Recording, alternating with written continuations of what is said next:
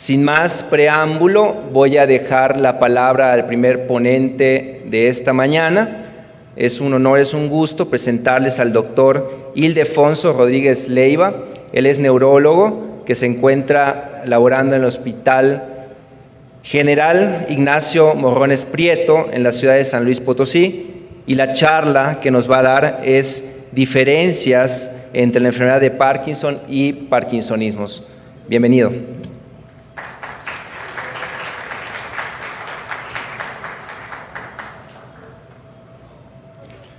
Para mí es un privilegio estar frente a ustedes.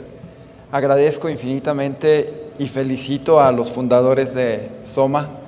Qué bueno que México está creciendo y está haciendo cosas diferentes.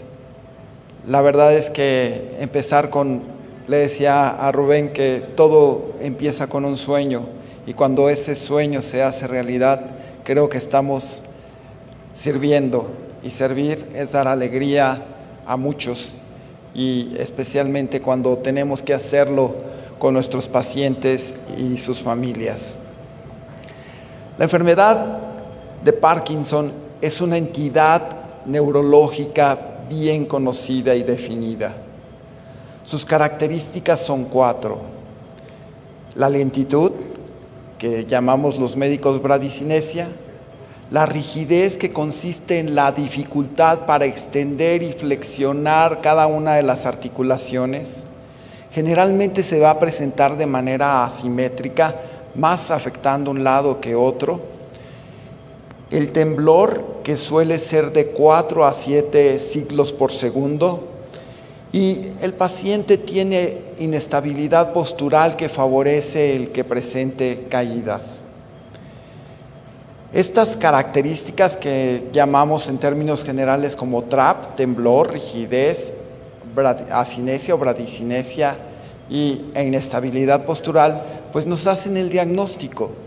Hace 40 años que tuve el privilegio de dar clases en la Universidad Nacional Autónoma de México, en la ENEP Iztacala y en la propia universidad.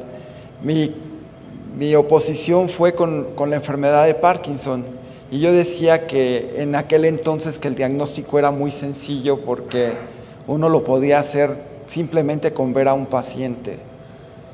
Muchos años después veo que estaba totalmente equivocado, y que muchos de los pacientes que tienen enfermedad de Parkinson podrían no tenerla realmente y presentar lo que conocemos como parkinsonismo. La enfermedad de Parkinson es bastante frecuente, 1 a 2 por 1000 en la población total que enfrentamos, y va aumentando conforme la edad se incrementa después de los 60 años. Y como ahora vivimos más, tenemos más riesgo de desarrollar la enfermedad. Las características son claramente visibles. La lentitud que presenta el paciente en la marcha, una marcha que muchas veces es propulsiva. Los médicos la llamamos festinante, porque parecería que el paciente tiene prisa por llegar a la fiesta y va acelerando cada vez el paso. La rigidez, que les decía, la dificultad para la flexión y la extensión, el temblor de reposo y la inestabilidad postural. La lentitud la vemos desde la cara. El paciente se muestra con una expresión como si fuera en máscara, expresa menos. También la vemos en sus movimientos.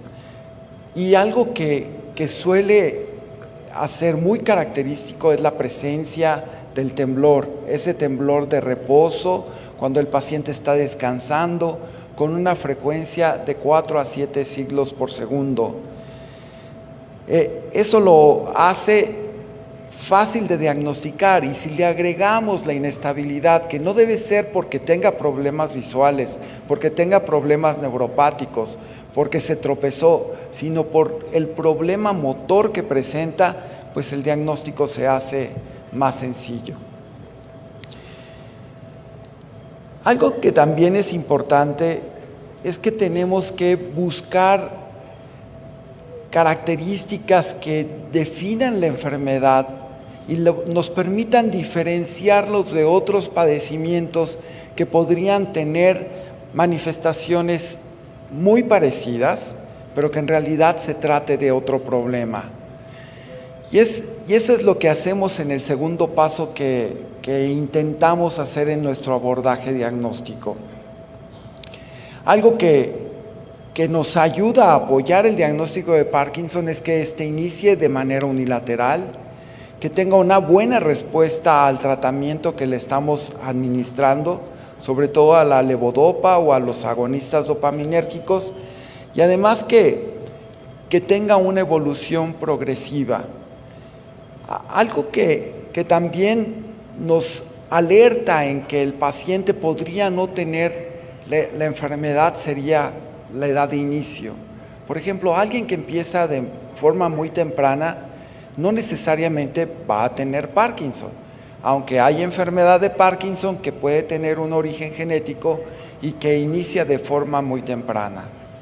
También el que tengamos otros signos como los reflejos que hacemos los neurólogos cuando percutimos a los músculos estén exaltados, o que tenga una respuesta que nosotros llamamos Babinski, que es extender los dedos del pie ante el estímulo plantar, también nos diría que algo diferente está pasando.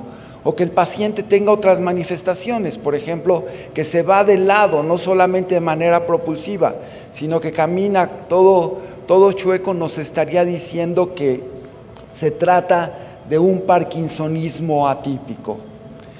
Los parkinsonismos atípicos son varios. Los más frecuentes son la atrofia de múltiples sistemas, en donde el paciente, además de tener manifestaciones similares a las del Parkinson, presenta cambios en su sistema nervioso autónomo que se manifiestan, por ejemplo, con una hipotensión cuando se para. O bien cambios en el funcionamiento cerebeloso, esto que les decía, una marcha como si anduviera borracho y un lenguaje como si estuviera tomado también. Otra enfermedad que nos confunde y que a veces solamente el tiempo y el que se cae frecuentemente y mucho más que el paciente con Parkinson al inicio es la parálisis supranuclear progresiva. En esta, el paciente no logra elevar los ojos hacia arriba y hacia abajo, tiene una limitación en la mirada vertical. Algo que ustedes seguramente se han dado cuenta es que muchos pacientes que reciben fármacos antipsicóticos, que van a los hospitales psiquiátricos, desarrollan un parkinsonismo que es relacionado al tratamiento que están recibiendo. Y muchas enfermedades demenciales también se asocian a parkinsonismo, a veces por el mismo tratamiento que estamos administrando o a veces porque la enfermedad que tienen también van afectando al sistema dopaminérgico.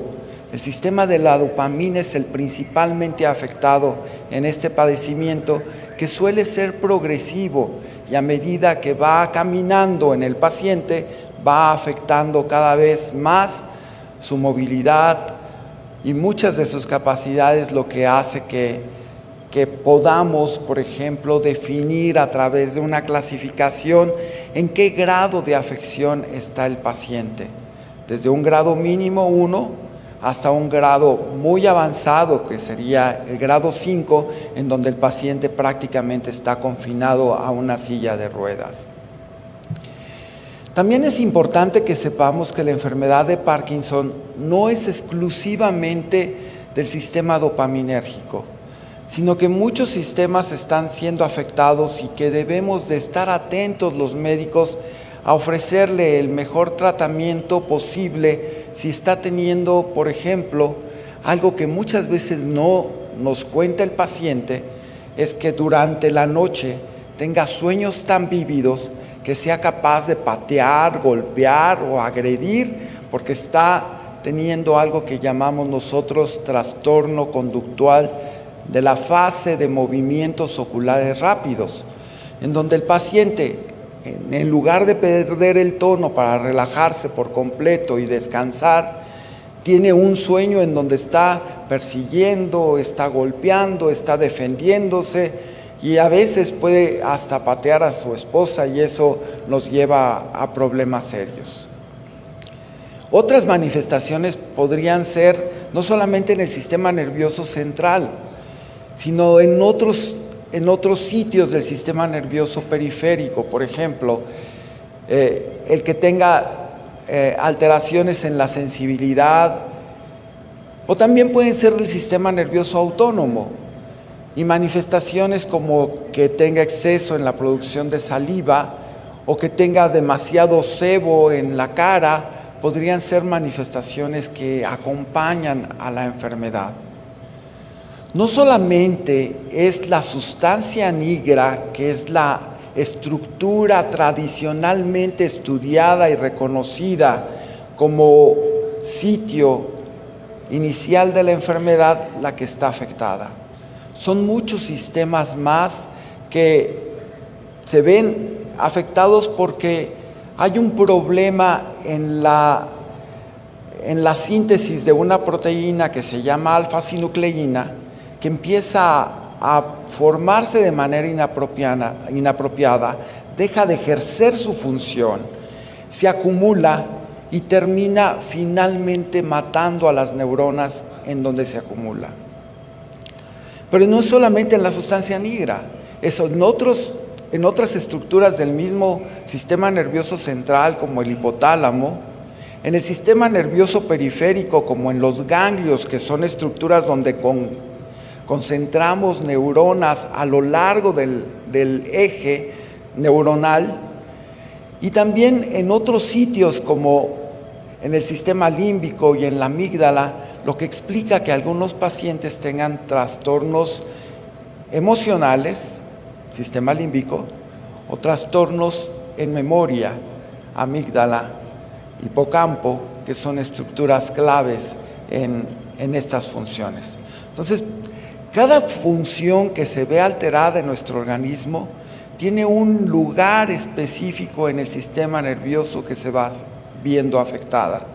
Por eso es tan complejo el diagnóstico de la enfermedad, ya que no solamente van a ser manifestaciones motoras, sino también manifestaciones no motoras, como el trastorno conductual del sueño-humor, la seborrea, la alteración en la producción de saliva, las manifestaciones sensitivas que van a afectar al paciente. El parkinsonismo entonces sería algo que parece Parkinson, pero que es una entidad diferente, como las que les he mencionado. La atrofia de múltiples sistemas, donde se afecta el cerebelo y el sistema nervioso autónomo. La parálisis supranuclear progresiva, donde el paciente no puede mirar hacia arriba y hacia abajo y que frecuentemente cae. La degeneración córtico-basal, en donde de manera francamente asimétrica el cuerpo se ve afectado y una mano, por ejemplo, podría no responder a las órdenes o a la actividad que normalmente debería de hacer, y esa mano la llamamos inclusive alienígena, porque parecería no querer obedecer lo que el sujeto le está solicitando. Y otras enfermedades que podrían asociarse a parkinsonismo incluyen a la demencia frontal y temporal, que es un deterioro cognitivo que afecta principalmente el lóbulo frontal y el temporal, y en donde el sujeto podría tener manifestaciones como la pérdida del control de sus impulsos, el no frenarse en sus conductas, el tener alteraciones en su comportamiento, como desvestirse en público, orinarse donde no debe, lanzar piropos cuando solía ser una gente muy recatada.